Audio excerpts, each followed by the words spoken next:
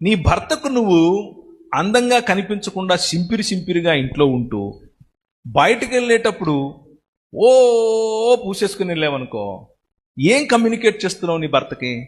అనుమానాలు. He is not important. నువ్వు కాదు నాకు ప్రధానం, మిగిలిన వాళ్ళందరూ నన్ను చూడాలి, అది నా ప్రాధాన్యత అని చెప్తున్నావు.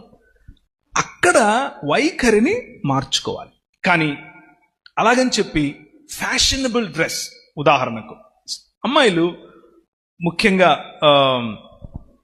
దాన్ని ఏమంటారు, పరిపక్వమైనటువంటి ఆలోచన విధానంలోనికి ఇంకా రాకుండా అప్పుడప్పుడే ఎదుగుతున్నటువంటి అమ్మాయిలు, అడాలసెంట్స్,